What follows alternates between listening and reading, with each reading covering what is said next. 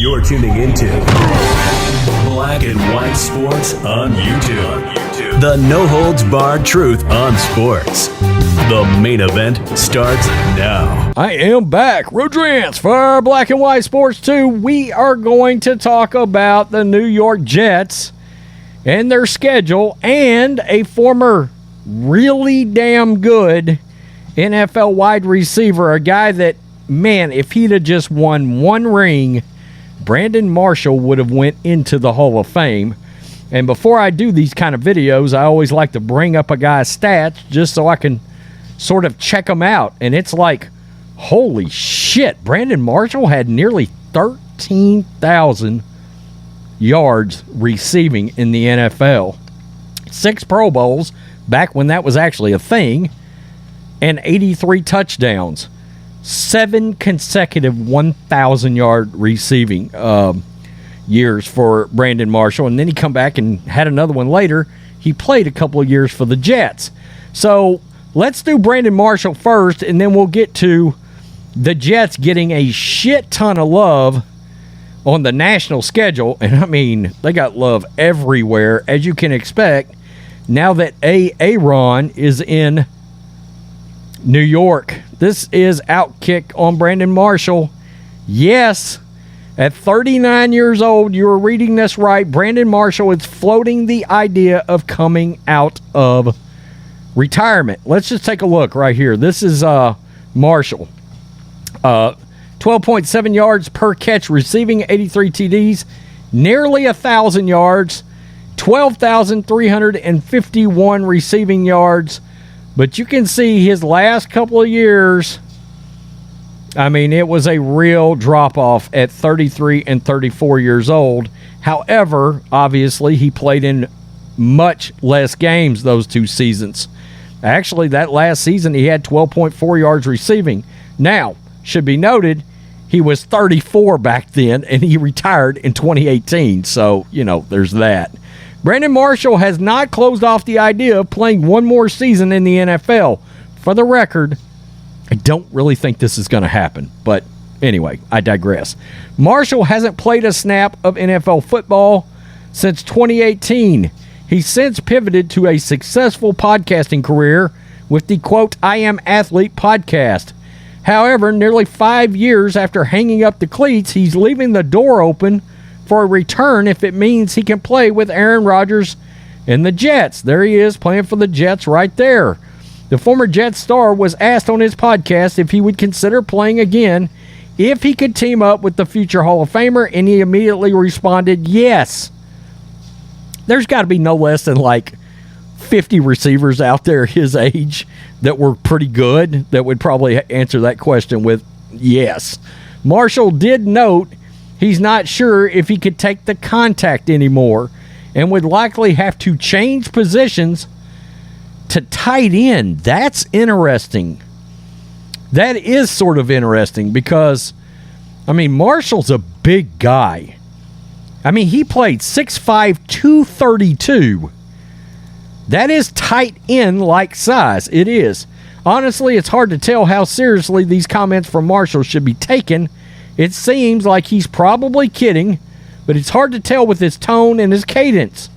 It's so unbelievably unlikely anyone would want to strap on gear again after 5 years off, but again, he really didn't indicate that he's kidding. He also had a great stint with the Jets. In his 2 seasons with the team, he caught 17 TDs. He really lit it up in 2015. He had 14 touchdowns and 1,502 yards. There's definitely some history and connection there. However, I'm going to go ahead and stamp this as nothing more than him messing around. He's 39.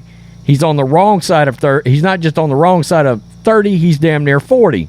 Well, I guess he's figuring, hell, Rodgers is almost 40, so why the hell not? At least he's got enough self-awareness to talk about going to tight end versus actually trying to play receiver. Just a random question to everybody in the comments section. Would you rather have Brandon Marshall at nearly 40 or Terrell Owens at, 47? Got to wonder, Terrell still runs like a 4.4, and we know he's in phenomenal shape. Aaron Rodgers nearly upended the NFL schedule 2 years ago when he told some within the Packers organization he didn't want to return with the team. This is ABC News. For the sake and sanity in the league's scheduling department, cooler heads prevailed.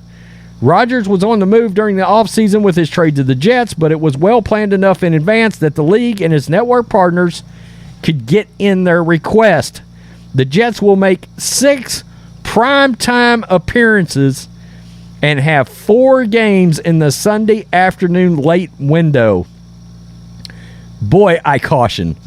Let's pray this does not go like Russell Wilson, because the Broncos were on all the time last year, and it was painful to watch.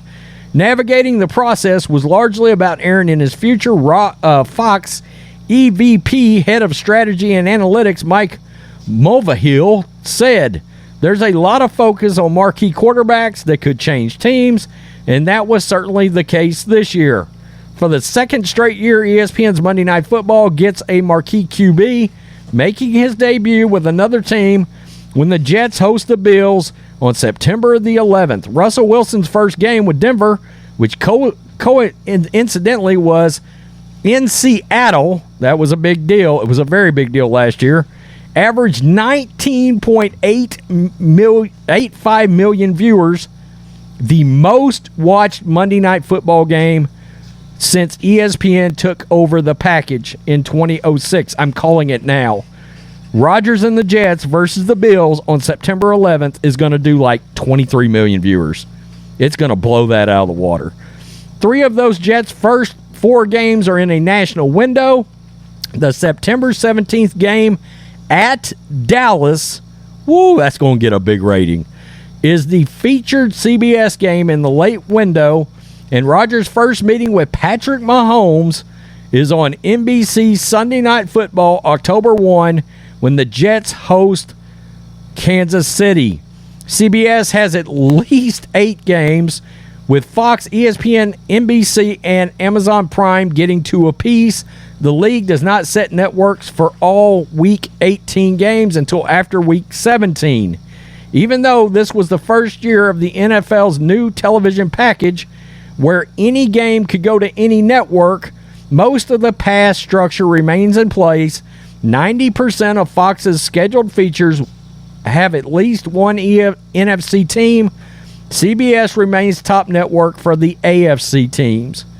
CBS will have 13 games where both teams are from the NFC, but it still has the most of the top AFC matchups. So, for the most part, that old structure ended up just playing itself out and still held strong. But there's some flexing things that's going to happen this year, and I think they would eventually like that flexing deal to even steamroll more ahead.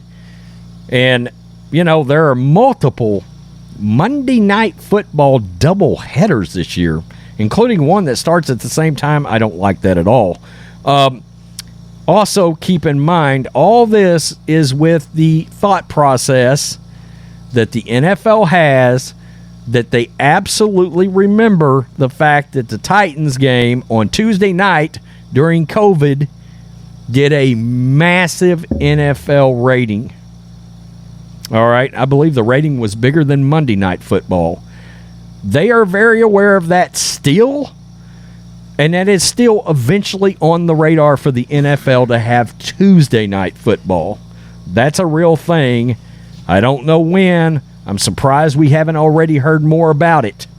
That there are 2 things the NFL wants to do: Tuesday Night Football, and they still absolutely want to do these neutral site championship games. I hate it. I hate that. So, anyway, we almost got that. They were praying to the heavens that they were going to get that lined up where it was going to be Kansas City versus Buffalo in Atlanta freaking Georgia. Makes no sense whatsoever.